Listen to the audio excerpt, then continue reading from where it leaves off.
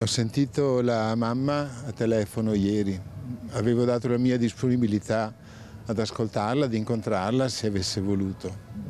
Lei è stata ben disponibile e ha chiesto di celebrare il funerale qui a Camponogara. Sarà Don Alberto Perona a ufficiare la cerimonia funebre sabato pomeriggio alle 15:30 di Tania Terrin, la 39enne uccisa dall'ex fidanzato Dino Keber la sera di Ferragosto nella sua abitazione a Camponogara. Attese centinaia di persone, oltre a molti rappresentanti istituzionali.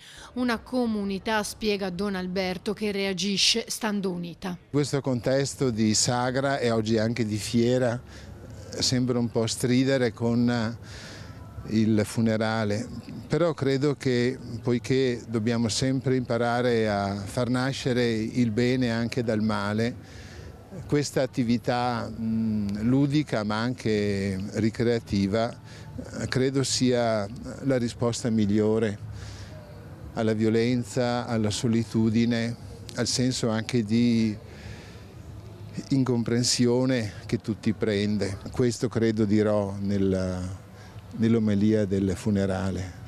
Riscopriamo il senso di comunità che talvolta abbiamo un po' perduto. In quei piccoli gesti semplici di incontro, di ascolto reciproco, di amicizie vere, come abbiamo anche ripetuto giovedì scorso in piazza quando abbiamo fatto rumore per Tania. Un momento in cui è stata evidenziata spesso l'importanza di esserci e di non voltarsi dall'altra parte. Tante volte è stata detta la parola rete e credo sia questa la risposta più bella. Fare rete sicuramente in dibattiti, in incontri inesperti, ma anche e soprattutto con le persone semplici che sanno offrire e donare qualcosa di sé per il bene più grande della comunità intera.